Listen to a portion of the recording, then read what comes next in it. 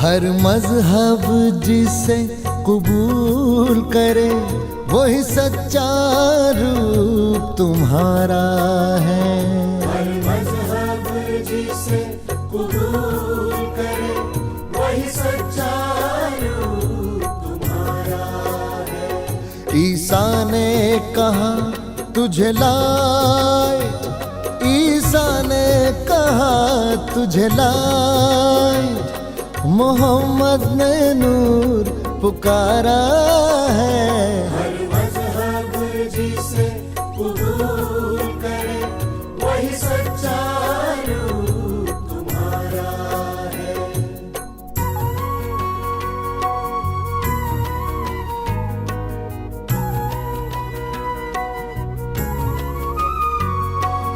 जन्म मरण के बंधन में एक तू ही कभी न आता है।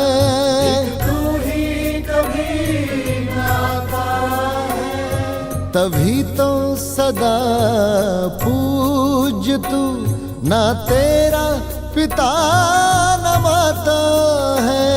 न तेरा पिता न माता है। ना तेरा पिता न माता है। गुरु ग्रंथ भी कहे तुझे, गुरु ग्रंथ भी कहे तुझे, निराकार तू दिव्य सितारा है। हर मजहब जिसे कबूल करे वही सच्चा रूप तुम्हारा है।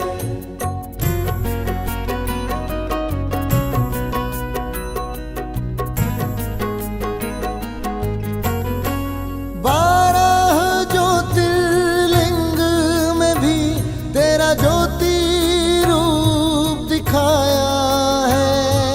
12 ज्योतिर्लिंग में भी तेरा ज्योति रूप दिखाया है। तेरा ज्योति रूप दिखाया है। परम ज्योति महाज्योति एक तू ही सबको भाया है। तू ही सबको भाया है। एक तू ही सबको भाया है। तेरी पावन पावन किरणों से, तेरी पावन पावन किरणों से शुद्ध होता जहां ये सारा है। हर मजहब जिसे कबूल करे वही सच्चा रूप तुम्हारा है।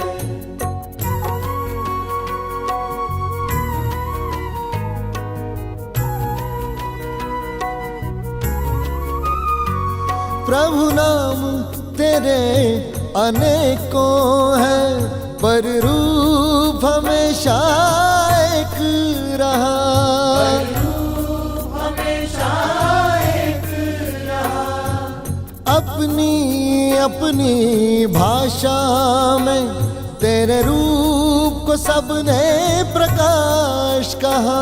तेरे रूप को सबने प्रकाश कहा। तेरे रूप को सबने प्रकाश कहा। प्रभु तू ही अपने प्रकाश से, प्रभु तू ही अपने प्रकाश से कर ज्ञान का उजियारा है। हर मजहब जिसे कबूल करे वही सच्चा रूप तुम्हारा है। हर मजहब जिसे कबूल करे वही सच्चा रूप तुम्हारा है। ईसा ने कहा तुझे लाए, ईसा ने कहा तुझे लाए, मोहम्मद ने नूर पुकारा है। हर मजहब जिसे कबूल करे वही सच्चा रूप तुम्हारा है। हर मजहब जिसे कबूल करे वही सच्चा ओम शांति। गीत देखा सभी ने? क्या एसेंस, सार क्या था उसका? ये भी एक मेडिटेशन ही था, है ना? लेकिन इसमें क्या समझा हमने?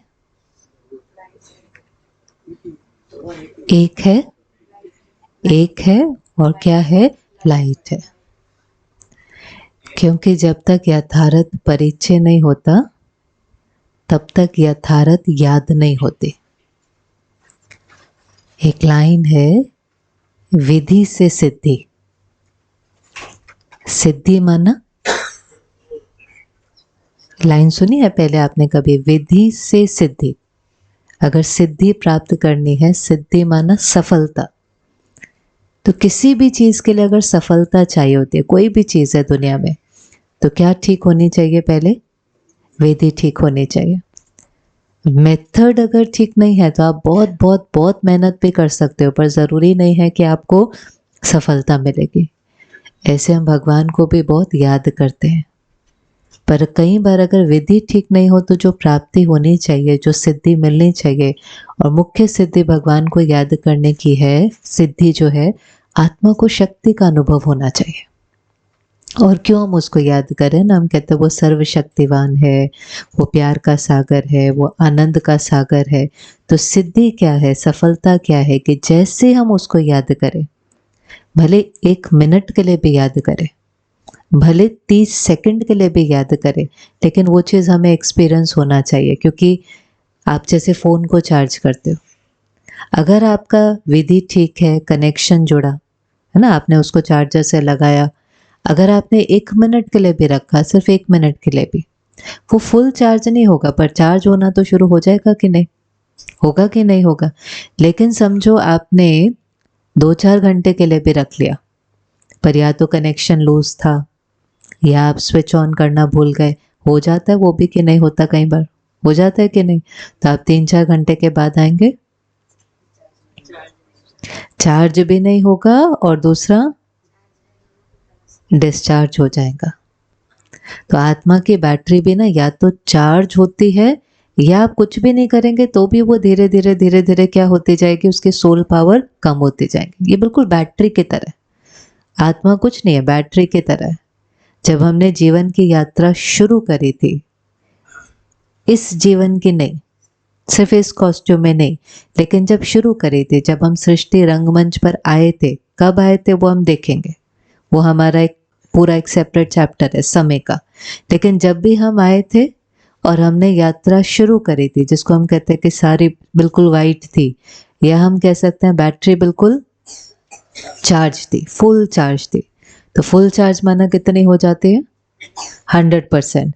चलते चलते चलते चलते, पाठ बजाते बजाते, दाग लगते लगते, आज बैटरी कहाँ पर पहुंच गई है?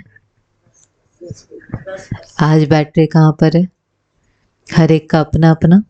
लेकिन ज़्यादा महसूस क्या होता है कि छोटी छोटी बातों में अगर अपसेट हो जाते हैं, छोटी छोटी बातों में बुरा लग जाता है, अंदर में नेगेटिव चलता ही रहता है, रोना आ जाता है, जेलसी होती है। ये सब निशानियां है ना कि बैटरी कैसी है? बहुत लो है। अगर बैटरी फुल है, माना आत्मा में सोल पावर है, तो व्यक्ति कैसा दिखाई देगा? हल्का, खुश, शांत, संतुष्ट। वो निशानी। और कैसे पता चलेगा? अगर आपकी बैटरी चार्ज है, आपका फोन काम करेगा। अगर हम भी चार्ज हैं तो हम कैसे दिखाई देंगे? Powerful, happy, peaceful. आप इसको ढूंढेंगे नहीं, हम ये महसूस करेंगे कि हम ये ऑलरेडी हैं। और अगर नहीं फील हो रहा तो माना ज़रूरी है कि हमें चार्ज करना है। अब हमने देखा कि सब धर्म ने उस एक को याद किया। अब एक बात और यहाँ पे समझना, जब हम यहाँ पर आते हैं तो हम क्या कहते हैं? ये भी एक स्कूल है, हम कहते हैं ये ब्रह्मा कुमारीज ईश्वरीय विश्वविद्यालय। आप यहाँ पर जो पढ़ाई पढ़ रहे हैं वो किसकी पढ़ रहे हैं? आत्मा की पढ़ाई पढ़ रहे हैं, शरीर के नहीं पढ़ रहे हैं। जो धर्म हमें मिलता है वो किसका है? हम धर्म लेकर के नहीं आते हैं, हम धर्म लेकर के नहीं आते, वो भी एक चीज है जो हम अक्वायर करते हैं कि नहीं करते हैं? जिस जिस आत्मा का जिस घर में जन्म होता है वो धर्म उसको मिल जाता है कि नहीं मिल जाता? किसी को हिंदू, किसी को क्रिश्चियन, किसी को मुस्लिम, कोई भी धर्म है, तो वो धर्म का जो आधार होता है, जिस घर में आपने जन्म लिया, अगर वहां पर जो प्रैक्टिस होता था वो रिलीजन हम अक्वायर करते हैं। रिलीजन का पर्पस भी क्या होता है? कोई भी धर्म है, हर धर्म का पर्पस क्या होता है? धर्म माना ही क्या? धर्म पर चलना माना उस धर्म की, क्यों हम धर्म पर चलते हैं? धर्म, रिलीजन, कहते हैं मैं ये रिलीजन प्रैक्टिस करता हूँ, मैं ये रिलीजन फॉलो करता हूँ। तो रिलीजन एक सेट ऑफ बिलीफ्स होता है, कुछ डिसिप्लिन्स होते हैं, फिक्स प्रिंसिपल्स होते हैं हर जगह पर। तो वो प्रिंसिपल्स, वो धारणाएं होती किस लिए हैं? हर धर्म का आखिर में लक्ष्य क्या है? क्या हो? हाँ जी, चाहे मुक्ति हम कहें, चाहे शांति हम कहें, यही तो है ना हर एक का। और तो कुछ नहीं है कि किसी धर्म का कोई और लक्ष्य भी है। हर एक का यही है ना। धर्म था ही क्या कि हम उस धर्म की धारणाओं पर चल करके एक शांत समाज, एक शांत विश्व बना सके। वो अलग बात है कि आज कभी कभी हम धर्म की धारणाओं पर नहीं चल रहे होते, लेकिन किससे अटैच हो गए होते हैं? आप बताओ, ये दो लाइनों में कुछ फर्क है? एक है मैं हिंदू हूं, दूसरा है मेरा धर्म हिंदुइज्म है। सेम है कि अलग है? आई एम हिंदू या क्रिश्चियन या मुस्लिम, कोई भी, मैं हूं कि ये मेरा रिलीजन है। दो लाइनें, एक है मैं हिंदू हूं और दूसरा है मेरा धर्म हिंदू है। मैं डॉक्टर हूं, मेरा प्रोफेशन डॉक्टर है। सेम है कि अलग है? सेम है कि अलग है? अलग है। कौन सा वाला राइट है? कौन सा? मैं डॉक्टर हूं। मैं कौन हूं? शरीर हूं मैं। किसका शरीर कहते हैं? आगे पहले चैप्टर पर वापस किसका शरीर? हम क्या कहते हैं? मैं शरीर हूं, मैं आत्मा हूं, मेरा शरीर है। जो जो चीजें आपने अक्वायर किया ना उनसे अटैच होना होता है, ना उसको अपनी आइडेंटिटी बनानी होती है, उसको अपनी पहचान नहीं बनानी होती। वो चीज हमने अक्वायर किया क्योंकि उसका पर्पस है, ये हमारा धर्म है, इसके धारणाओं पर हम चलते हैं कि हमारा जीवन और श्रेष्ठ हो जाए। कैसे पता चलता है हम इससे अटैच हैं या इसको हमने अपनी पहचान बना ली है? समझो अगर किसी ने उस धर्म के बारे में कुछ कहा, हिंदुइज्म के बारे में किसी ने कुछ कहा, डॉक्टर प्रोफेशन के बारे में किसी ने कुछ कहा। कई लोग कहते थे ना आजकल तो डॉक्टर्स बड़े करप्ट हो गए हैं, सेकंड ओपिनियन लेना चाहिए आजकल किसी का। अब वो क्या है? वो उसका विचार है, वो उसका ओपिनियन है जो कहाँ से निकल कर आता है? उसके अनुभव से। वो किसी एक का अनुभव है, हो सकता है उसके साथ कुछ हुआ हो।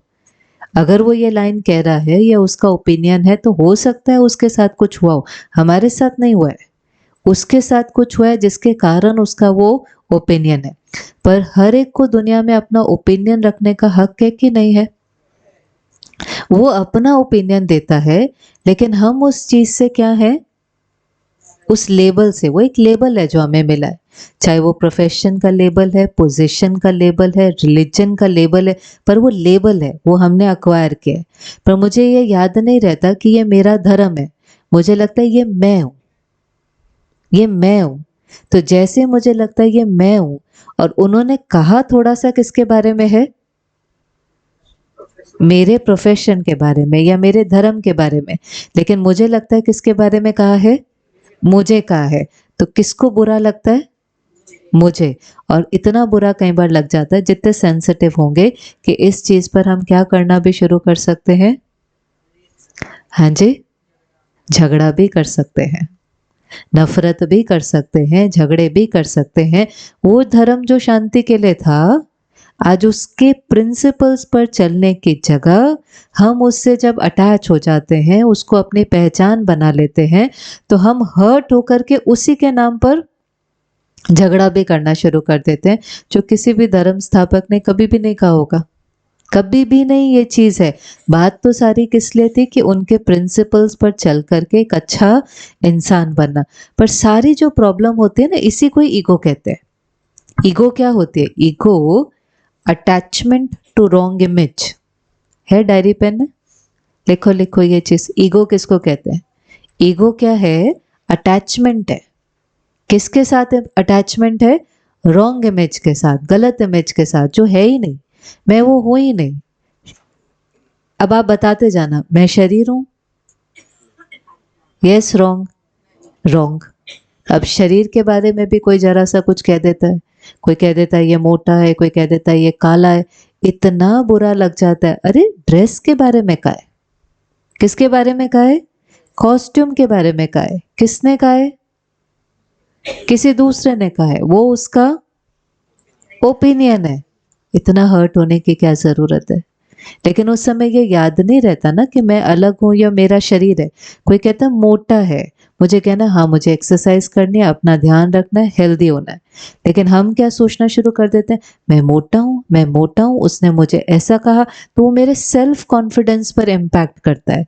सेल्फ अलग है, बॉडी अलग है, मैं अलग हूं, मेरा शरीर अलग है। बहुत मोटे मोटे लोगों का भी कॉन्फिडेंस बहुत हाई होता है। क्यों? क्योंकि कोई ने उनको कुछ कहा भी, पर उन्होंने उस चीज को कहाँ नहीं लिया, मन पर नहीं लिया। मैं अलग, मेरा शरीर अलग। इसका मतलब ये नहीं है कैसे भी हो, इसका मतलब ये जरूरी है कि हमें हेल्थ का ध्यान रखना है। हेल्थ का ध्यान रखना अलग चीज है, लेकिन उस चीज के कारण डिप्रेशन में चले जाना, आजकल आप देखते हैं ना, एक ये जो गलत कॉन्सेप्ट है कि मैं शरीर हूं, सिर्फ एक ये बिलीफ के कारण पूरी जो इंडस्ट्री है हमारी, कॉस्मेटिक की इंडस्ट्री है, लेजर की इंडस्ट्री है, सारी इंडस्ट्री जो है, ये सिर्फ एक बिलीफ पर चलती है कि मैं कौन हूँ? शरीर। और मैं शरीर को बिल्कुल परफेक्ट दिखाई देना चाहिए, तब लोग मुझे क्या करेंगे? एक्सेप्ट करेंगे, रिस्पेक्ट करेंगे। ये निशानी है कि हमारी सेल्फ रिस्पेक्ट बहुत कम है। सेल्फ ही नहीं पता तो सेल्फ रिस्पेक्ट बनेगी कहाँ से? पहले तो सेल्फ को आपने शरीर समझ लिया, तो आप किसको परफेक्ट बनाने में लग जाएंगे? शरीर को। पता होगा कि सेल्फ आत्मा है, तो किसको परफेक्ट बनाने की कोशिश करेंगे? आत्मा को। और अगर आत्मा परफेक्ट होगी ना, तो कैसा भी होगा, लेकिन हर एक को आपके पास आकर के बैठने में, बात करने में, व्यवहार करने में इतना अच्छा लगेगा कि उसको ये भूल ही जाएगा कि जो इनका अक्वायर्ड शरीर है वो दिखता भी कैसा है। लेकिन अभी नजर कहाँ चली जाती है? कॉन्शियसनेस ना, मुझे भी बॉडी की कॉन्शियसनेस है, सामने वाले को भी बॉडी की कॉन्शियसनेस है। तो ना मैं शरीर हूँ, ना मैं धर्म हूँ, ना मैं प्रोफेशन हूँ, ना मैं पोजीशन हूँ, ना मैं जेंडर हूँ। मैं जेंडर भी नहीं हूँ, मेल फीमेल भी बॉडी है। आत्मा के अंदर मेल के भी संस्कार हैं, फीमेल के भी संस्कार हैं। वो अलग बात है कि जैसा कॉस्ट्यूम उसको मिलता है वो वाले संस्कार इमर्ज होने लगते हैं। इसलिए ये भी कॉन्सेप्ट गलत है। विमेन एम्पावरमेंट कुछ नहीं होता है, सोल एम्पावरमेंट होता है। हर एक के अंदर दोनों संस्कार होते हैं कि नहीं होते? आप बताओ। कभी कभी क्या होता है, अगर किसी का पति शरीर छोड़ देता है, किसी की पत्नी छोड़ देती है, आपने देखा उनके अंदर दूसरे वाले संस्कार भी बहुत जल्दी इमर्ज हो जाते हैं। पालना के भी आ जाएंगे। जैसे अगर एक सिंगल पेरेंट है, वो पालना भी कर लेता है, अर्न भी कर लेता है। ऐसे हम कई बार वेमेन को भी देखेंगे, पहले कभी नहीं किया होगा, लेकिन जरूरत हुई, मजबूरी हुई, तो वो सारे के सारे संस्कार इमर्ज हो जाते हैं। आत्मा के अंदर सब संस्कार है, लेकिन जो कॉस्ट्यूम होता है और दूसरा जो कल्चर होता है, कल्चरल अपब्रिंगिंग में भी ना बहुत ज्यादा होता है। इसको ऐसा होना चाहिए, वेमेन ऐसी होती है, मैन ऐसा होता है। और वो कल्चर हर कंट्री का भी अलग अलग होता है। तो उस कंट्री में, उस कल्चर में, उस वेमेन के लिए क्या कंडीशनिंग है, मेन के लिए क्या कंडीशनिंग है, अगर वो कंडीशनिंग आप करते जाएंगे तो वो वाले संस्कार भी क्या हो जाते हैं? इमर्ज होने लग जाते हैं। पर आत्मा के अंदर दोनों संस्कार हैं। आत्मा के अंदर मेल के भी संस्कार हैं तो फीमेल के भी हैं। तो हम क्या क्या नहीं है वो याद रखना जरूरी है। हम शरीर नहीं है, और हम धर्म नहीं है, प्रोफेशन नहीं है, जेंडर नहीं है, पोजीशन नहीं है, रिलीजन नहीं है, ये सब हमने अक्वायर किया। इन सब का बहुत ज़रूरी पर्पस है, इन सब का पर्पस है, इसको प्राप्त करना ज़रूरी है, उसका एक अपना अलग मकसद है, लेकिन वो सबको अपनी पहचान नहीं बनाओ। अगर उसको हम अपनी पहचान बनाते हैं तो सारा दिन हमें लगता है कोई सुपीरियर है, कोई इन्फीरियर है। मुझे लगता है ये रिलीजन सुपीरियर, ये इन्फीरियर, ये पोजीशन सुपीरियर, ये इन्फीरियर, सफ़ेद रंग सुपीरियर, गोरा सुपीरियर, काला। तो सारा दिन हम किस में होते हैं, कोई ऊंचा कोई नीचा, कोई ऊंचा कोई नीचा। ये बॉडी कॉन्शियसनेस है। बॉडी कॉन्शियसनेस में या कोई इन्फीरियर है या कोई सुपीरियर है। सोल कॉन्शियसनेस में, सोल कॉन्शियसनेस में समान। आत्मा आत्मा, आत्मा आत्मा सुना था, हिंदी चीनी भाई भाई, हिंदू मुस्लिम भाई भाई। शरीर से कभी नहीं हो सकता, कभी नहीं हो सकता। कब भाई भाई होते हैं, जब हम एक दूसरे को क्या देखते हैं, हम सब आत्मा है और हम सब उस परमात्मा की संतान है। आत्मा का धर्म क्या है, शरीर का धर्म अलग है। वो हम जो प्रैक्टिस करते हैं हम कर सकते हैं, उसमें कोई हर्जा नहीं है। आप यहाँ आते हैं तो कोई आपका धर्म बदल रहा है ऐसा नहीं है। वो रिलीजन हमारा अक्वायर्ड है। और अच्छा हिंदू बनना, और अच्छा क्रिश्चियन बनना, और अच्छा मुस्लिम बनना, वो तब होता है जब हम पहले अपने स्वधर्म में टिकते हैं। तो स्वधर्म, आत्मा का धर्म क्या है, आत्मा की ओरिजिनल नेचर क्या है, शांति, फुल स्टॉप। ये स्वधर्म है। आत्मा का जो स्वधर्म, स्वधर्म, जैसे पानी का स्वधर्म क्या होता है, बहना, शीतलता देना। अग्नि का स्वधर्म क्या है, गर्मी देना, गर्माहट देना। आत्मा का स्वधर्म है शांति। उसको ढूंढना नहीं है, वही उसकी ओरिजिनल नेचर है, वही उसकी वास्तविक नेचर है। आप कितना भी गुस्सा कर लो, उसके बाद आप क्या कहेंगे, थोड़ा समय मन को शांति दो। जो चीज को आप ढूंढ रहे होते हैं ना, वो वही होती है जो आपका स्वरूप है। आपने एक्सपीरियंस किया है, एक्सपीरियंस करके आपको अच्छा लगा है तो आप उसके पीछे भागते हैं, उसको ढूंढते हैं। तो ये एक लिखे ये लाइन, आत्मा का स्वधर्म शांति है। और बाकी सब धर्म आए थे इसलिए कि हम इस स्वधर्म में टिक सके, और उनका कोई पर्पस नहीं था।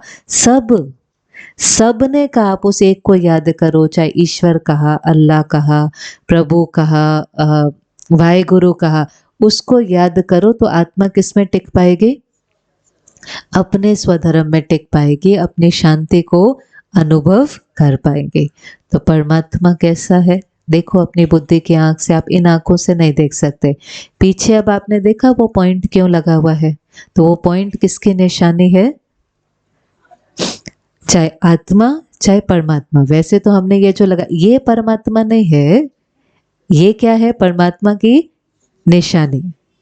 हम लोग सब बहुत सारी निशानियां घर में रखते हैं, वो परमात्मा नहीं होता। वो एक सिंबल होता है कि बार बार हमें याद आए कि हमें उसको याद करना है। पर परमात्मा कैसा है, चैतन्य है, निराकार है और चैतन्य। चैतन्य माना लिविंग है। ये जड़ है। आपके पीछे जो फोटो है वो जड़ है। वो क्या काम करता है, केवल रिमाइंडर का काम करता है। इसलिए हमने कहा था कोई इस पर भी फोकस करना है नहीं, ये रिमाइंडर का काम करेगा।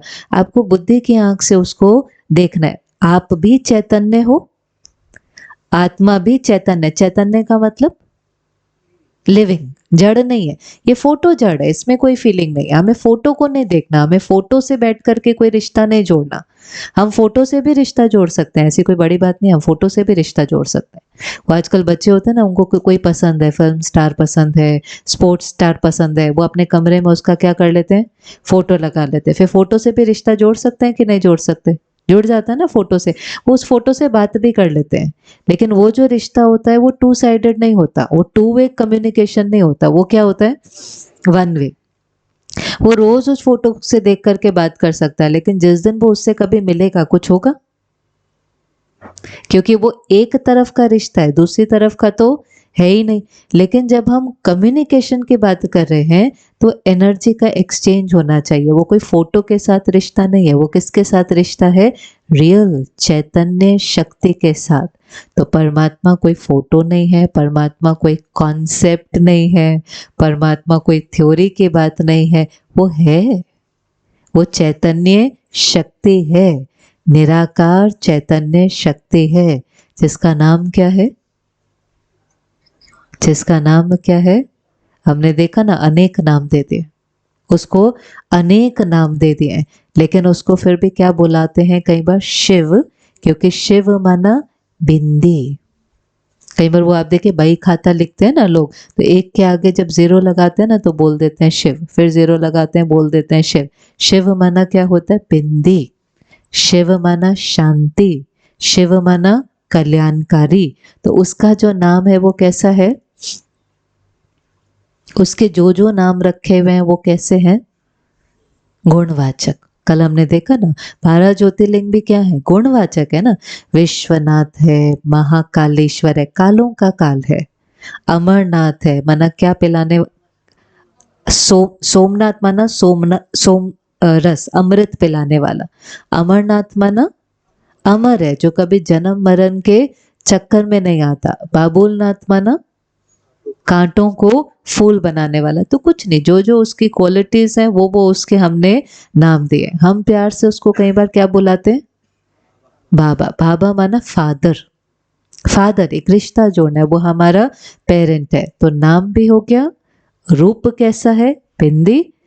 रहता कहाँ पर है? रहता कहाँ पर है? ये हमने कल नहीं लिया था, हमने सिर्फ इतना लिया था, हमें लगता है, कई कई चीजें हमने ली थी ना, जो हमें लगता है, मान्यताएं हमने ली थी कि प्रकृति परमात्मा है, आत्मा सो परमात्मा है। उसमें एक था कि परमात्मा सर्वव्यापी है, सब जगह है। फिर हमने समझा कि वो सब जगह नहीं है, सब जगह होता तो हमें वो एक्सपीरियंस होता। हम अनजाने में भी कई बार कह देते हैं कौन है कौन जाने, ऊपर वाला जाने, कहते हैं कि नहीं? तो वो कहाँ रहता है? ऊपर। कहाँ पर? 3 लोक सुने आपने? हम कहते हैं ना 3 लोक हैं, हिंदू धर्म में भी कहते हैं, अनेक जगह में। कहीं इसको 3 धर्म कहते हैं, कहीं इसको 3 रेल्म्स कहते हैं। कौन से 3 लोक होते हैं? स्वर्ग और नरक और सब ठीक है, सब ठीक, कुछ गलत नहीं है। जो सुना है वही तो पता होगा ना। स्वर्ग, भू, पाताल। अच्छा, और तो हम कभी कभी क्या सुनते, जो हमने सुना है कि एक स्वर्ग है, एक नरक है, एक ये पृथ्वी है। यहाँ जैसे कर्म करेंगे उसके अनुसार या तो स्वर्ग में जाएंगे या नरक में जाएंगे। परमात्मा ने उसकी भी समझ दी कि स्वर्ग और नरक कहीं ऊपर में नहीं है। स्वर्ग और नरक का मतलब क्या है? स्वर्ग इसी पृथ्वी पर जब आत्मा की बैटरी 100% है, आत्मा 100% है, शांति, शक्ति, प्रेम, आनंद, खुशी, ज्ञान, पवित्रता 100% है, और फिर उसको जब ये कॉस्ट्यूम मिलता है और फिर जब वो अपना रोल प्ले करती है, तो उस समय पर उस आत्मा को क्या कहेंगे? वो आत्मा 100% है, तो आप उस आत्मा को क्या कहेंगे? क्या टाइटल देंगे? देवात्मा। इसलिए हम कहते हैं कितनी आत्माएं हैं? देव आत्माएं कितनी कहते हैं? 1-2 नहीं कहते हैं। कितनी देव आत्माएं हैं? 33 करोड़ कहते हैं कि नहीं? 33 कोटि, 33 करोड़। माना उस समय जब आत्मा ने आकर के पाठ बजाना शुरू किया, वो 100% परफेक्ट है, सब अपना रोल परफेक्ट बजा रहे हैं, तो वो क्या होगा? देखने में क्या लगेगा? वो दुनिया कैसी लगेगी? वो स्वर्ग लगेगी। लेकिन धीरे धीरे धीरे धीरे आज जब हर एक की बैटरी लो है, माना हर एक के अंदर काम, क्रोध, लोभ, मोह, अहंकार, ईर्ष्या, द्वेष, ये सब कुछ है कि नहीं? चिंता, नफरत। अब उसके कर्म कैसे होंगे? तो अब ये दुनिया कैसी लगती है आपको? सतयुग लगती है कि कलयुग लगती है? आप खुद बताओ, देख करके क्या लगता है? तो नरक और स्वर्ग पहले तो कोई ऊपर में नहीं है। यहीं पर जब 100% आत्मा है तो ये अपने आप स्वर्ग बन जाएगा, और यहीं पर जब आत्मा बिल्कुल डिप्लीट हो जाती है तो यही आपको कैसे दिखाई देगा? नरक दिखाई देगा।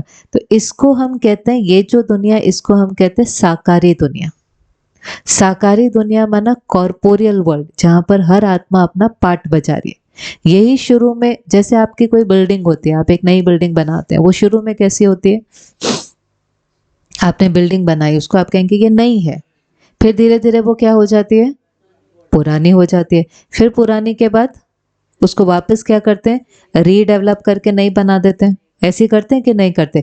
ऐसे सृष्टि नई होती है, फिर नई से पुरानी होती है, फिर परिवर्तनशील है, फिर नई से पुरानी, अति के बाद अंत, अंत के बाद एक नई शुरुआत। खत्म नहीं होता, प्रलय नहीं होती, अति, अति के बाद अंत, अंत के बाद एक नई शुरुआत। तो ये काल चक्र हम देखेंगे आगे के चैप्टर में, लेकिन अभी ये साकारी दुनिया है। हम जहां पर पाठ बजा रहे हैं इसको हम कहेंगे साकारी दुनिया। इसके ऊपर जो दुनिया है उसको हम कहेंगे सूक्ष्म वतन, और उसके ऊपर जो दुनिया है, जो आत्मा और परमात्मा के रहने का स्थान है, उसको हमने अनेक नाम दिए, हमने उसको बोला है। कोई उसको कहता है शांति धाम, कोई उसको कहता है निराकानी दुनिया, कोई उसको कहता है परम धाम, कोई उसको कहता है ब्रह्मांड, ब्रह्मलोक। सुने ये सारे नाम आपने कि नहीं? लेकिन ये कौन से हैं? ये साकारी दुनिया है और वो निराकारी दुनिया है। साकारी दुनिया में साकारी शरीर है, निराकारी दुनिया में शरीर नहीं है। तो इस दुनिया से परे, माना ये दुनिया जो आपकी फिजिकल वर्ल्ड है, 5 तत्वों की दुनिया है, इस दुनिया से परे, चांद तारों से परे, ग्रहों से परे, जहां हमारे साधन नहीं पहुंच सकते, जहां आप सिर्फ कैसे पहुंच सकते हैं? जहां आप सिर्फ विचारों से, जहां आप सिर्फ अपनी मन बुद्धि से पहुंच सकते हैं, जो आत्मा और परमात्मा का घर है, जो सुनहरे लाल प्रकाश का है, गोल्डन रेड लाइट का है। इसीलिए जब हम मेडिटेशन में बैठते हैं तो हम लाइट कौन सी कर देते हैं? कई बार वो उसका रिमाइंडर है और कुछ नहीं है। ऐसा नहीं हम वाइट लाइट में वहां नहीं जा सकते, जाना तो मन बुद्धि से, पर कभी कभी वो लाइट सिर्फ क्या कर देती है? उसका रिमाइंडर है। तो ये साकारी दुनिया है, वो निराकारी दुनिया है। वो किसका घर है? वो किसका घर है? वो हमारा और उसका दोनों का घर है। इसीलिए हम कहते हैं ना, मुक्ति चाहिए, मुक्ति चाहिए, मोक्ष चाहिए, घर जाना है। क्यों इतना ज्यादा है? जाना है, जाना है, क्योंकि उस दुनिया में बहुत शांति है। वो शांति की दुनिया, उसको हम क्या कहते हैं? शांति धाम। वो शांति की दुनिया है। उस शांति की दुनिया से हम आए हैं, इसलिए हमारे अंदर क्रेविंग होती है कि मुझे वापस उस शांति की दुनिया में जाना है। 1 मिनट उस दुनिया को एक्सपीरियंस करें। जा सकते हैं वहां की? नहीं जा सकते। कैसे जाएंगे? कैसे जाएंगे? जैसे आपके शरीर का घर है ना? आप शरीर हैं, आपके शरीर का घर है कि नहीं है? तो अभी अभी आप इमेजिन करो, आप जैसे भी आए, आपका घर सबका बोरीवली में ही है। किस किस का घर बोरीवली में ही है? सबका, मेजोरिटी का घर बोरीवली में। अब आप इमेजिन करो, जिस व्हीकल से आप आए थे, चाहे स्कूटर से, ऑटो से, गाड़ी से, आप देखो आप वापस उस स्कूटर, ऑटो, गाड़ी में बैठे और अपने घर चले गए। अपने घर को देखो। फिर आप उस घर में कौन कौन है, घर वालों को देखो। आपने नॉक किया और किसी ने दरवाजा खोला, देखो किसने दरवाजा खोला। फिर आप घर के अंदर जाओ और आप उनको बताओ कोई एक बात जो आज आपने यहाँ पर सुनी, वो एक बात आप उनको सुनाओ, कोई भी एक बात। फिर सुना करके वो आपको किचन में ले जाते हैं, देखो अपने घर का किचन। फिर किचन में वो फ्रिज खोलते हैं, वो फ्रिज के अंदर आपकी फेवरेट आइसक्रीम पड़ी हुई है, दिखाई दे रही है। फिर उन्होंने एक चम्मच लिया और वो आइसक्रीम गई आपके मुंह में। फिर वहीं पर ही उसको रख करके आप वापस घर से निकलते हैं। फिर वापस आप वही जो भी व्हीकल आप लेकर आए थे उसमें आप वापस इस हॉल में आ जाओ। आ गए हॉल में? आ गए कि घर में आए? अच्छा, घर दिखाई दिया था आपको? किस किस को घर दिखाई दिया था उनका? अच्छा, ये आपने कैसे देखा? कौन सी आंख से देखा आपने? मन की आंख से। इन आंखों से नहीं देखा। तो ये नहीं सोचना कि हमें हर चीज देखने के लिए ये आंखें चाहिए होती है। अच्छा, फिर परिवार वाले दिखाई दिए थे आपको? किसने दरवाजा खोला था? हस्बैंड ने खोला था। किसने दरवाजा खोला था? सबके हस्बैंड ने खोला था। किसने दरवाजा खोला था? खुद ने खोला था। आप लॉक करके आए थे, आपने खुद ही अपना दरवाजा खोला था, राइट। और किसने खोला था? बहू ने खोला था तो अलग अलग था ना, पर आपने देखा किसने दरवाजा खोला। फिर फ्रिज में आइसक्रीम देखी थी, कौन से कलर की थी? हाँ जी, पिंक कलर की थी। कौन से कलर की थी? वाइट कलर की। अलग था कि नहीं? कौन देख रहा था? सब कुछ आप कर रहे थे, पर कौन देख रहा था? आप मन और बुद्धि की आंख से सब कुछ देख सकते हैं। फिर खाई भी थी, और जब खाई थी तो क्या हुआ था? फील भी कर लिया था, बिना खाए हमने उसको फील भी कर लिया था। ये पावर है। तो जिस समय हम मेडिटेशन करते हैं, 3 शक्ति यूज हो रही होती है। आत्मा की 3 शक्ति कौन सी थी? मन, बुद्धि, संस्कार। तो मन क्या कर रहा है? लिखे मेडिटेशन। ये मेडिटेशन की विधि है। आज हम क्या सीख रहे हैं? मेडिटेशन की विधि। हम क्या कर रहे होते हैं? तो आप तीनों शक्ति को यूज कर रहे होते हैं।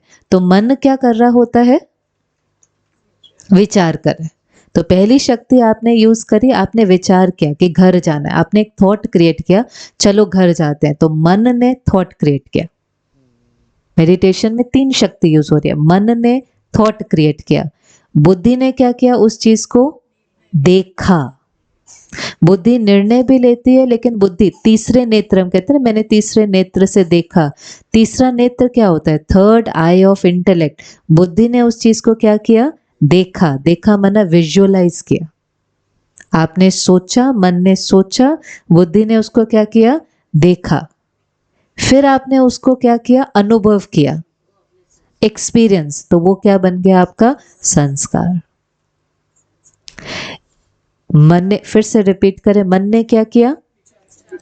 विचार किया। बुद्धि ने उसको देखा, और फिर आपने उसको क्या किया? एक्सपीरियंस किया। इसको हम विजुअलाइजेशन टेक्निक भी बोलते हैं, और आजकल ये दुनिया में बहुत यूज होती है कि नहीं होती? स्पोर्ट्स में बहुत यूज होती है। स्पोर्ट्स वाले क्या करते हैं? कई बार खेल नहीं रहे, फिजिकली नहीं खेल रहे, लेकिन वो उस चीज को क्या करते हैं? बार बार देखते हैं, बार बार अपने को करते हुए देखते हैं, करते हुए देखते हैं। जब वो बार बार अपने को करते हुए देखते हैं, तो ब्रेन के अंदर, जैसे ब्रेन को ना ये नहीं पता चलता कि रियल क्या है और इमेजिनरी क्या है, उसको ये नहीं पता चलता। अगर आप उस चीज को बार बार देख भी रहे होते हैं, तो भी उसके अंदर एक वायरिंग होनी शुरू हो जाती है। फिर जब वो फील्ड पर जाते हैं, तो वो मन में, क्योंकि उन्होंने उस चीज को बार बार देखा है, तो वहां पर उनके लिए करना वो बहुत इजी हो जाता है, क्योंकि वो उनका क्या बन गया है? संस्कार। माना अगर आप मन में ही बार बार देखते हो ना, मैंने आज का दिन बहुत शांति से बिताया, मैंने आज की मीटिंग बहुत शांति से करी, वो सामने गुस्सा कर रहा था तो भी मैं शांत रहा, वो वहां से चिल्ला रहा था तो भी मैंने प्यार से जवाब दिया। आपने प्रैक्टिकल में नहीं किया, लेकिन आपने ये सब कहाँ पर किया? यहाँ पर देखा। देखते गए, देखते गए, देखते गए, तो आपने यहाँ पर कौन सा संस्कार बना लिया? शांति का। जब रियल लाइफ में वो सिचुएशन होगी, तो आपके लिए वो करना बहुत नेचुरल हो जाएगा। इसीलिए लोग क्यों सुबह का समय अपने लिए निकालते हैं? कहते हैं मी टाइम है, अपने साथ समय बिताना। अपने साथ समय बिताना माना अपने को सारा दिन पाठ बजाते हुए देख लेना होता है। और जब आप अपने को एक तरीके से पाठ बजाते हुए देख लेते हो, तो उस समय पर वो चीज करना बहुत ईजी हो जाता है। इनफैक्ट अगर कोई बहुत इंपॉर्टेंट मीटिंग हो, कोई बहुत इंपॉर्टेंट डिसीजन हो, उस दिन तो ये बहुत जरूरी करना होता है, क्योंकि जो यहाँ किया है वही वहां पर नेचुरली हो जाएगा। तो 3 शक्ति यूज करी हमने मेडिटेशन में। पहली कौन सी? मन ने सोचा, बुद्धि ने देखा, और फिर हमने उसको एक्सपीरियंस किया। पर ये वाली यात्रा आपके लिए बहुत इजी थी, क्योंकि आप किसके घर गए थे?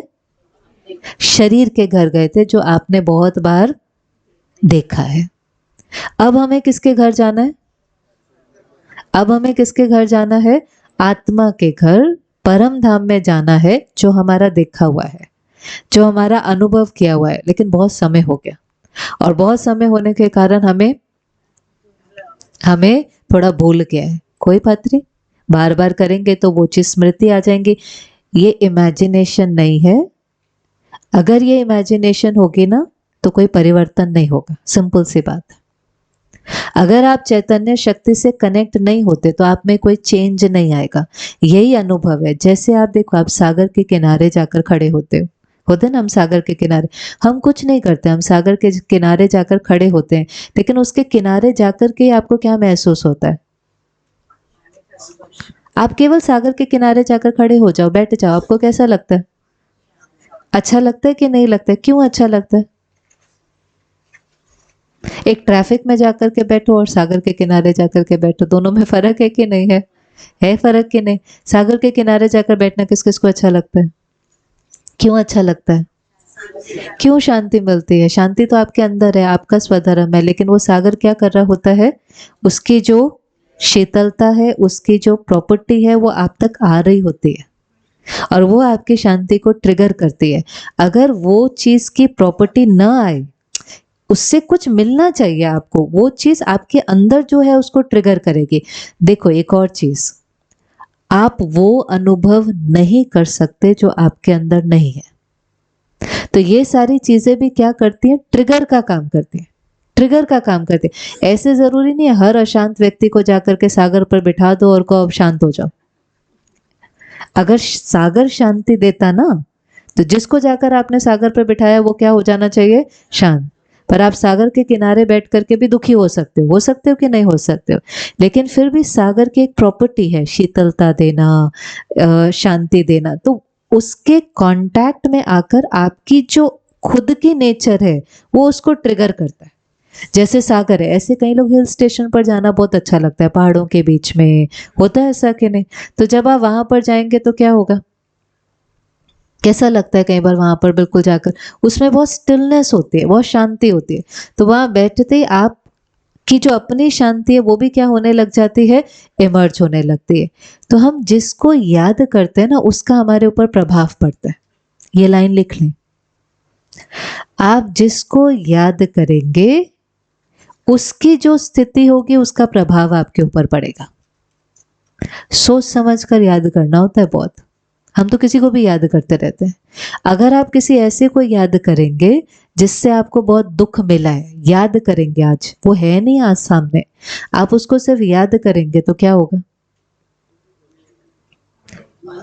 मन दुखी हो जाएगा कि नहीं हो जाएगा? सिर्फ क्या करने से? सिर्फ उनको याद करने से। मन, आपका मन जिसके मन से जुड़ गया, दोनों का आपस में क्या शुरू हो गया? एनर्जी का एक्सचेंज। टेलीपैथी पता है? किसी ने टेलीपैथी सुनी है? किस किस ने टेलीपैथी सुनी है, वर्ड सुना है? अच्छा, टेलीपैथी क्या होती है? टेलीपैथी क्या होती है? एक एक करके क्या होता है टेलीपैथी? कभी कभी हम किसी को फोन करते हैं, वो कहते हैं हम आपको ही याद कर रहे थे, ऐसा होता है ना? माना आपने बोला नहीं लेकिन सामने वाले को पता चल गया। आपका बच्चा किसी दूसरे शहर में है, उसने बताया नहीं लेकिन आपको पता चल गया कि कुछ ठीक नहीं है, ऐसा होता है किसी के साथ? वो वहां बीमार है, उसने बताया नहीं लेकिन माँ को यहाँ पता चल जाता है कि वो बीमार है। कैसे पता चल जाता है आपको? कहते मुझे लग ही रहा था, मुझे लग ही रहा था, मुझे फील हो ही रहा था और मैंने कॉल किया ना, वो ही निकला। होता है ऐसा कि नहीं होता? अब ये क्यों होता है? टेलीपैथी किसके बीच में होती है? टेलीपैथी किसके? सबके साथ नहीं हो सकती। टेलीपैथी किसके बीच में होती है? अपनों के बीच में। अपनों के बीच में, क्योंकि उनके साथ आपका रिश्ता बहुत जुड़ा हुआ है। रिश्ता जुड़ा हुआ है का मतलब क्या है? वो मदर भी बच्चे के बारे में सोच रही है और वो बच्चा भी मदर के बारे में सोच रहा है। तो वो मदर बच्चे के बारे में सोच रही है, माना उसका मन किससे जुड़ा हुआ है? बच्चे के मन से। बच्चा वहां बीमार है, वो सोच रहा है मम्मी होती तो मुझे ये देती, मम्मी होती थी ना तो गर्म पानी देती थी, उसमें शहद डाल के, वो सोच रहा है वहां पर। आप उसके बारे में सोच रहे हैं, तो वो जो सोच रहा है, आपको सोच नहीं पता चलती, आप सोच नहीं कैच कर पाते क्योंकि इतना पावरफुल माइंड नहीं। वैसे तो हम सोच भी कैच कर सकते हैं।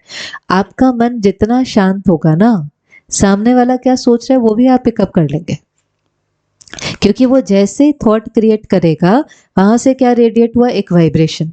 वो वाइब्रेशन आप तक पहुंचा, आपको ये नहीं पता चला उन्होंने क्या सोचा, पर वो नेगेटिव वाइब्रेशन था कि पॉजिटिव था, वो आपने अब्सॉर्ब कर लिया और आपको अंदर में लगता है कुछ ठीक नहीं है, कुछ ठीक नहीं है, चलो फोन करके देखते हैं, कुछ ठीक नहीं है। फिर वो वहां से कहते हैं मम्मी आपको पता कैसे चल जाता है?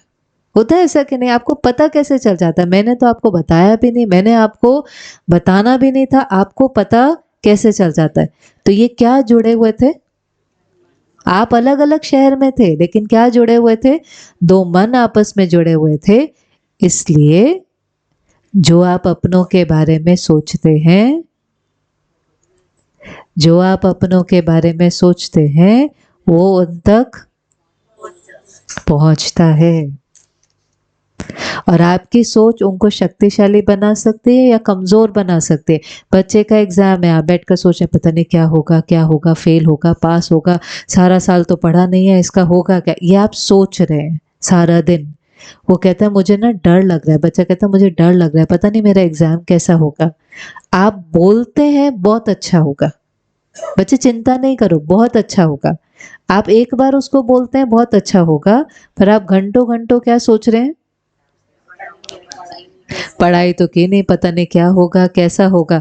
तो वो जो आपकी सोच है वो उस तक पहुंचेगी कि नहीं पहुंचेगी? और वो उसको क्या करेगी, डिप्लीट करेगी कि एम्पावर करेगी, उसको शक्तिशाली बनाएगी कि कमजोर बनाएगी?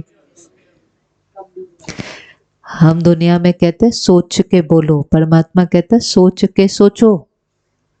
सोच के बोलो तो बहुत दूर में है, सोच के सोचो, क्योंकि जिनके बारे में आप सोच रहे हैं आपका हर थॉट उन तक पहुंचता है। इसको कहते हैं टेलीपैथी। आत्मा ने इधर से सोचा उधर पहुंच गया, क्योंकि रिश्ता बहुत गहरा था। अब आप एक बात बताओ, अगर आत्मा और आत्मा की टेलीपैथी हो सकती है तो आत्मा और परमात्मा की हो सकती है कि नहीं हो सकती? यहाँ हम किसी के बारे में सोचते हैं, उनको पता चलता है, वो सोचते हैं, हमें पता चल जाता है। हमें कोई प्रॉब्लम हो, हम सोचे और उसको पता चल जाए और वहां से सोल्यूशन आ जाए। ऐसा हो सकता है कि नहीं हो सकता? हो सकता है कि नहीं? Yes, no? इसी को ही हम कहते हैं जो गीता में लिखा हुआ है, मन मना भव। मन मना भव क्या होता है? मन को मेरे में लगाओ, सब तरफ से हटा करके, बात को याद न करके बाप में लगाओ। मन मना भव, उसमें, उसके अंदर लगाओ। आपका मन शांत होगा, आपको सोल्यूशन एकदम क्लिक हो जाएगा। प्रॉब्लम है ना, प्रॉब्लम का सोल्यूशन ही तो चाहिए ना। सोल्यूशन कहाँ से मिलेगा? आपके मन में सोल्यूशन आएगा तो ही तो कर्म में आएगा वो सोल्यूशन। मन, मन को सब कुछ पता, मन आत्मा के अंदर ना एक संस्कार है, शांति, शक्ति, प्रेम, आनंद, खुशी, ज्ञान। ज्ञान, हमें सब कुछ पता है, विजडम है हमारे अंदर, जिसको हम कई बार कहते हैं इंट्यूशन। सुना आपने अक्षर?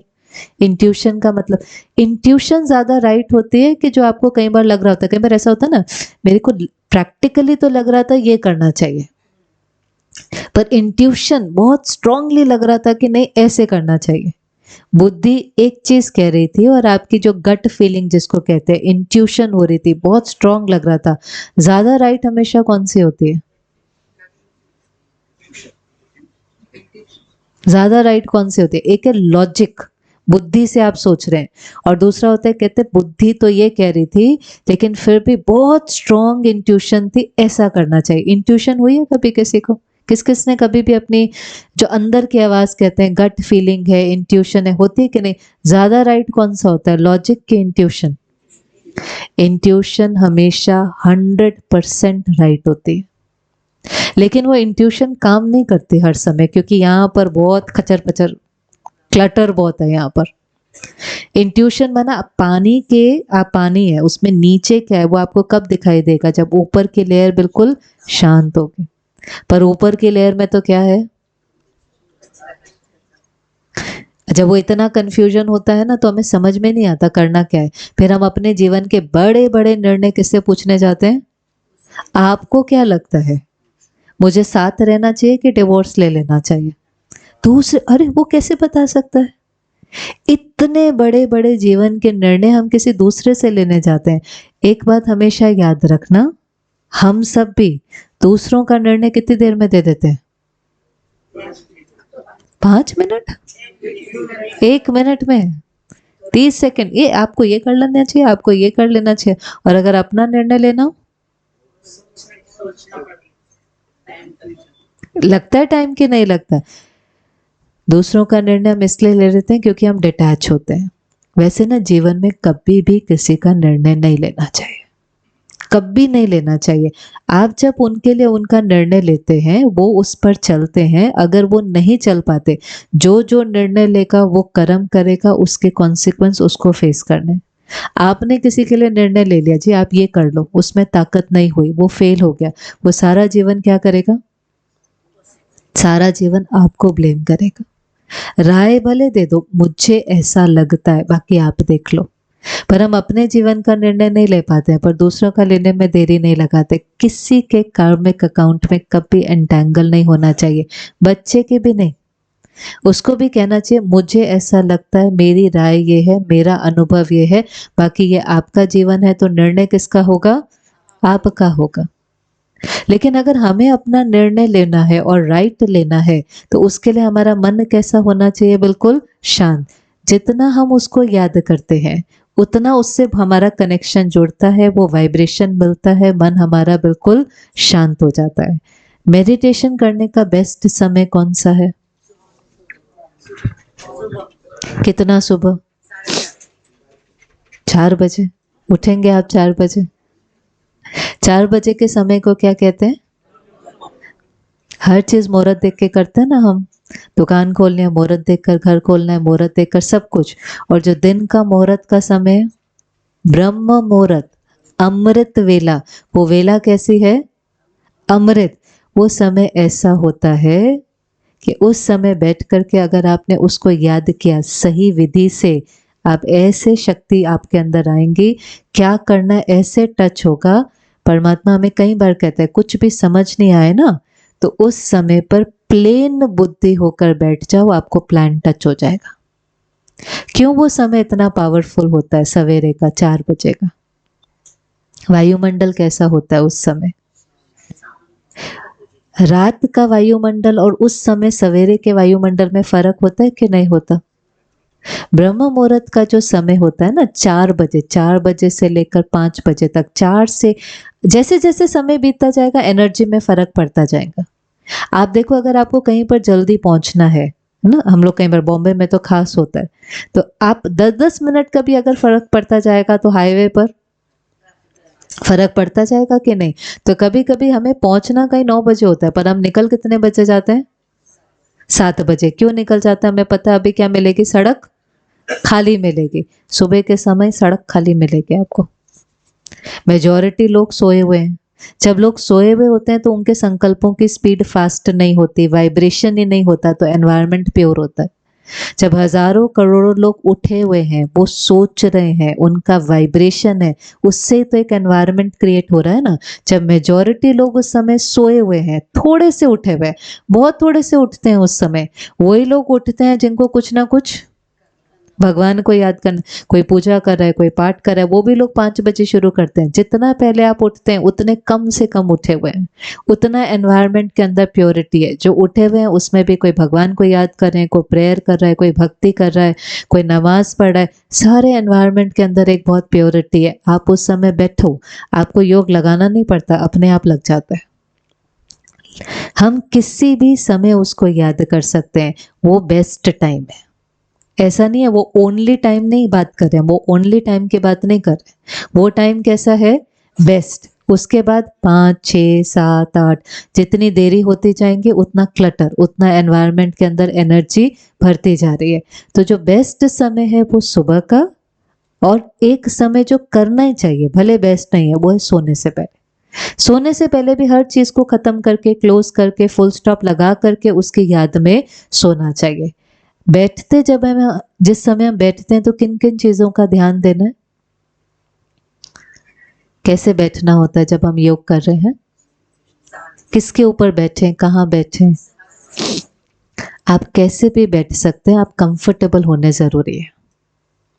आपको नीचे बैठना है नीचे बैठे, चेयर पर बैठना है चेयर पर बैठे, क्रॉस लेग बैठना है क्रॉस लेग बैठे, पैर नीचे करके बैठना है वैसे बैठे, उससे फर्क नहीं पड़ता। क्योंकि ये कनेक्शन किसका है? कनेक्शन परमात्मा से तो है, लेकिन शरीर का योग नहीं है, हठ योग नहीं है। ये कौन सा है? आत्मा परमात्मा का, जो हम किससे कर रहे हैं? मन और बुद्धि से। कभी कभी अगर हम किसी ऐसे पोस्चर में बैठ जाते हैं जिसमें हमारा पैर दर्द हो रहा है, हमसे बैठा नहीं जा रहा, तो हमारा मन कहाँ चला जाएगा? वहां चला जाएगा। इसलिए कंफर्टेबल बैठना जरूरी है। कंफर्टेबल लेट करने, जब मैं बहुत कंफर्टेबल था, वैसे तो हम लेट करके भी याद कर सकते हैं क्योंकि मन बुद्धि से करना है, लेकिन फिर भी अलर्ट होना जरूरी है। अगर आप मेडिटेशन प्रैक्टिस करना चाहते हैं, घर में कोई एक कोना बना ले, अगर आपके घर में कोई मंदिर है, कुछ भी है, क्योंकि एक कोना इसलिए क्योंकि जहां आप रोज मेडिटेशन करेंगे ना, समझो 5 मिनट सुबह करते हैं, 10 मिनट करते हैं, तो धीरे धीरे उस एक कॉर्नर का जो वाइब्रेशन है वो पॉजिटिव होना शुरू हो जाएगा बाकी घर से ज्यादा। तो किसी दिन आप नहीं कर पा रहे हैं तो भी अगर आप वहां जाकर के बैठेंगे तो उस दिन वहां का एनवायरनमेंट आपको सपोर्ट करेगा। तो अगर आपके रूम में कोई कॉर्नर है, आपके घर में कोई कॉर्नर है, पर कोशिश करके एक फिक्स कॉर्नर करें। अगेन आप कहीं पर भी कर सकते हैं, पर ये सारी चीजें सपोर्ट करती है। अगर आप एक ही जगह पर करते जाते हैं, जैसे हम सेंटर पर आते हैं तो यहाँ का एनवायरनमेंट अलग क्यों होता है? क्योंकि यहाँ पर रोज आकर के सब लोग क्या कर रहे हैं, लोग में रोज कर रहे हैं, तो रोज करते करते करते करते यहाँ के एनवायरनमेंट में वो वाइब्रेशन फैल जाता है। फिर किसी से मेडिटेशन नहीं भी होता ना, वो भी जब इस एनवायरनमेंट में आकर के बैठता है तो उसको अच्छा लगता है। आज उससे हो नहीं रहा, उसका मन बहुत परेशान है, उससे कॉन्सेंट्रेट हो नहीं रहा, लेकिन वो आकर बैठ गया, तो बैठने से भी उसको क्या लगता है, अच्छा लगता है। ऐसे ही हमें अपने घर में भी एक कोना ऐसा बनाना है कि वहां पर बैठ करके जब हम मेडिटेशन करते हैं तो धीरे धीरे उसका जो कॉर्नर है, उसका जो वाइब्रेशन है वो बहुत प्योर हो गया। तो किन किन चीजों का हमने ध्यान दिया? कंफर्टेबली बैठना है, एनवायरनमेंट हमारा आसपास का क्लीन हो, एक अगर हमारा डेडिकेटेड कॉर्नर है तो बहुत अच्छा है। कैसे याद कर रहे हैं हम? मन और बुद्धि से याद कर रहे हैं। किसके घर में जा रहे हैं? आत्मा और परमात्मा के घर में जा रहे हैं। एक और चीज जिसका ध्यान देना है लास्ट, फिर हम करेंगे इसको 2-3 मिनट के लिए। जब हमने शरीर के घर की यात्रा करी थी तो आपकी आंखें कैसी थी? याद करो, अभी अभी जब आप अपने घर गए थे, आपने ताला खोला, आप सबसे मिले, आपकी आंखें कैसी थी? खुली थी। खुली आंखों में सब कुछ दिखाई दिया था आपको? तो भगवान को जब याद करते हैं तो आंखें बंद क्यों करते हैं? अभी तो नहीं दिखाई दी थी जब आप घर गए थे, तो अभी तो नहीं दिखाई दी थी। आप यहाँ बैठे थे तो भी आप हो आए थे कि नहीं हो आए थे? फिर उसके लिए आंख बंद करने की जरूरत नहीं, क्योंकि हम तो पूरी जिंदगी वहीं रहे हैं। पूरी जिंदगी वहां रहे हैं, पर आपने देखा कौन सी आंख से? बुद्धि की आंख से देखा कि नहीं देखा? तो ऐसे ही बुद्धि की आंख से इस घर को भी देखने की प्रैक्टिस करनी है। क्यों? मैं बताती हूँ क्यों। पहले 2 चीजें। पहली चीज, ये हमारा बिलीफ सिस्टम है कि अगर हमें कंसंट्रेट करना है तो हमें आंखें बंद करनी है ना, हमें किसी चीज पर फोकस करना है। ऐसे नहीं होता। हम हर चीज जो एकाग्रता से करते हैं उसमें कभी आंख नहीं बंद करते। आप आंख बंद करके गाड़ी चलाते हैं? एकाग्रता चाहिए कि नहीं चाहिए? डॉक्टर आंख बंद करके सर्जरी करता है? बोलो आप, डॉक्टर साहब आंख बंद कर लो तो सर्जरी और अच्छी होगी। नहीं, जरूरत है ना किसी भी चीज में। ये क्योंकि हम कहते हैं कॉन्सेंट्रेट करना है। लोग क्या कहते हैं, मैंने आंख बंद क्यों करी? क्योंकि मुझे कॉन्सेंट्रेट करना है। ये गलत बिलीफ सिस्टम है। कॉन्सेंट्रेट माना मन ने सोचा, बुद्धि ने देखा। बच्चा किताब लेकर के बैठा है, किताब लेकर बैठा है, ठीक है, मन से वो लाइन भी पढ़ रहा है। बुद्धि टीवी में जो अभी सीरियल देखा था उसको देख रही है। ये कंसंट्रेशन नहीं है। लिख ले कंसंट्रेशन क्या, अपने बच्चों को भी बताना। कंसंट्रेशन होता है जब मन और बुद्धि साथ में काम करती है। एकाग्रता किसको कहते हैं? कंसंट्रेशन माना आपका मन और आपकी बुद्धि साथ में काम कर रही है। मन क्या कर रहा है? सोच रहा है। और बुद्धि क्या कर रही है? उस चीज को देख रही है। आप अफर्म कर रहे हैं और विजुअलाइज कर रहे हैं, उसको कहेंगे कंसंट्रेशन। आपने सोचा परम धाम और आप पहुंच गए ऑफिस। ये होता है, ऐसा कुछ नहीं है। पहले दिन थोड़ी ना एकदम एक्यूरेट हो जाएगा। आपने सोचा परम धाम और आपने देखा ऑफिस, ये योग नहीं है। आपने सोचा परम धाम और आपकी बुद्धि ने देखा परम धाम, वो है मेडिटेशन। उसके लिए आंख बंद करने की जरूरत नहीं है। क्यों नहीं हम करते? हम कहते कर भी ली तो कौन सी बड़ी बात है, मैंने 10 मिनट कर भी ली तो कौन सी बड़ी बात है। बड़ी बात इसलिए, पहली चीज, बॉडी हमारी इस तरह से बनी हुई है कि अगर आप आंख बंद करते हैं तो बॉडी को एक साइन जाता है कि ये कौन सा समय है, सोने का। ये साइन है, फिजियोलॉजी ऐसे बनी हुई है। आप आंख बंद करते हैं, उसको सिग्नल मिलता है कि ये समय किसका है, रेस्ट का है। तो अगर आप थोड़े से भी थके हुए होंगे तो आप 100% नींद में चले जाएंगे। हमें सोना नहीं है, हमें क्या करना है, चार्ज करना है। एक कारण ये। दूसरा, हमें सिर्फ बैठ करके मेडिटेशन नहीं करना है। उस दिन आपने वीडियो में देखा था कि वो बहन कहाँ पर अटकी थी तो भी उसने 1 मिनट का मेडिटेशन कर लिया था, सिग्नल पर। आप चलते फिरते उठते बैठते खाते पीते ये मेडिटेशन कर सकते हैं।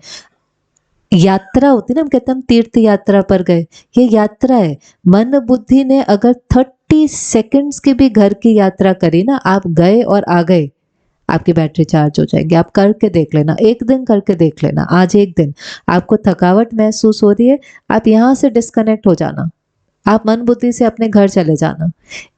30 सेकंड से 1 मिनट के लिए परमात्मा के साथ बैठना। ऐसे बैठना जैसे सागर के पास बैठते हैं तो उसकी लहरें आती है ना, ये प्यार का सागर है, शांति का सागर है, आनंद का सागर है। मैं उसके साथ बैठी, उसकी किरणें जैसे सूर्य की किरणें पड़ती हैं, सागर की लहरें होती हैं, मैं बस उसके साथ बैठी, मुझे कुछ नहीं करना है, मैं बैठी, वापस आ जाना। क्या किया हमने? हम यहां से गए, आत्मा यहां से गई, इस दुनिया से अपने घर गई, पिता के साथ बैठी। वो पिता क्या है? शांति का सागर, प्रेम का सागर, आनंद का सागर। बैठी, कुछ नहीं करना, आपको जस्ट बैठना है। उसकी शक्ति, उसकी किरणों को आपने अपने अंदर अब्जॉर्ब किया, अब्जॉर्ब भी अपने आप हो जाती है। अब्जॉर्ब किया, आप वापस आ गए। आपको अटेंशन सिर्फ पता है क्या देना था? एक ही चीज का, आप 30 सेकंड वहां पर थे। मन हमारा ऐसा है कि कितनी देर में भागता है? 1 सेकंड में। 30 सेकंड और 1 मिनट की भी अगर हमारी एकाग्रता होगी ना, सिर्फ कितना? 1 minute. 1 minute is also very powerful, क्योंकि 1 मिनट भी आप किससे जुड़ रहे हैं? आप व्यक्ति से थोड़ी ना जुड़ रहे हैं, आप 1 मिनट किससे जुड़ रहे हैं? भगवान सर्वशक्तिवान। 1 मिनट भी बहुत बहुत है, इट्स इनफ। 1 मिनट भी बहुत है।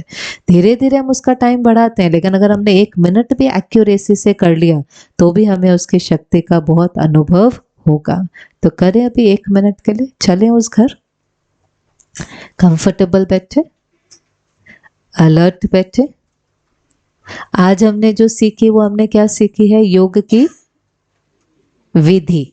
विधि कल हम देखेंगे इससे होने वाली सिद्धि।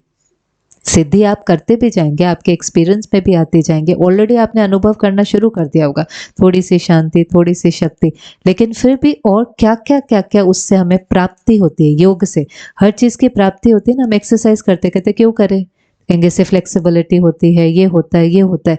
ऐसे योग लगाने से क्या क्या होगा, क्या क्या बेनिफिट हैं, क्या क्या सिद्धियां हैं, वो हम कल देखेंगे। पर अभी हम 1 मिनट करेंगे। सिर्फ आपको क्या अटेंशन देना है? कंप्लीट एकाग्रता। वहां जाना, मन की आंख से देखते रहना। ऑफिस नहीं देखना, घर नहीं देखना, रास्ते से सब्जी खरीदनी है वो नहीं देखना, घर जाके नाश्ता बनाना है वो नहीं देखना। वो सब करेंगे 3 मिनट के बाद। लेकिन अगर मन वहां जाता है, उसको जेंटली वापस लेकर के आना है। चलो कंफर्टेबल होकर बैठे, बॉडी को रिलैक्स करें। कुछ पलों के लिए अपने आप को देखें। मस्तक के बीच में मैं चमकता हुआ सितारा, एक चैतन्य शक्ति हूं। देखिए अपने आप को। जहां बिंदी लगाते हैं,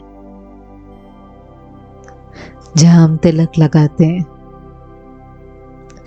वहां मैं चमकता हुआ दिव्य सितारा। आज मैं आत्मा अपने घर की यात्रा पर चलती हूं। अपने को देखें, मैं आत्मा इस शरीर को यहीं छोड़कर मन बुद्धि से इस साकारी दुनिया से पार जा रही हूं। चांद तारों से पार, ग्रहों से पार, इस अर्थ के प्लैनेट से पार,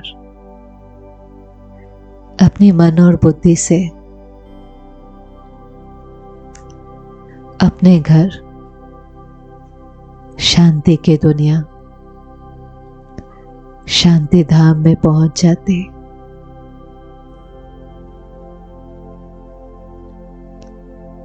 बुद्धि की आंख से देखें, इस शांति की दुनिया में चारों तरफ सुनहरा लाल प्रकाश है, गोल्डन रेड लाइट है, और मेरे सामने निराकार शिव बाबा,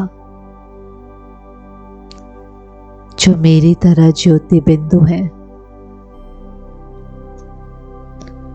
मैं आत्मा शिव बाबा के साथ बैठी हूं। शिव बाबा जो प्यार का सागर है, जो शांति का सागर है, मैं उस सागर के साथ बैठी हूं और उसकी किरणें, उसका प्यार मुझ पर बरस रहा है। सिर्फ कुछ सेकंड्स के लिए सारे थॉट्स को किनारा करके बस उसके साथ बैठ जाएं।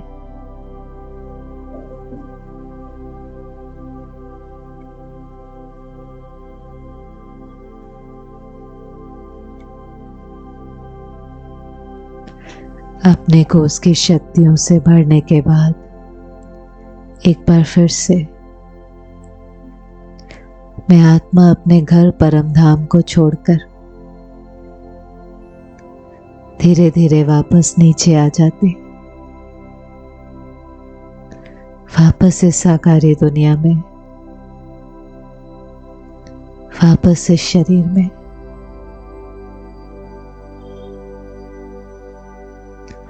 और मैं अपना रोल प्ले करने के लिए तैयार हूं, लेकिन अभी मन और बुद्धि बहुत शांत है। अब मुझे अपना सारा दिन इसी शांति में बिताना है।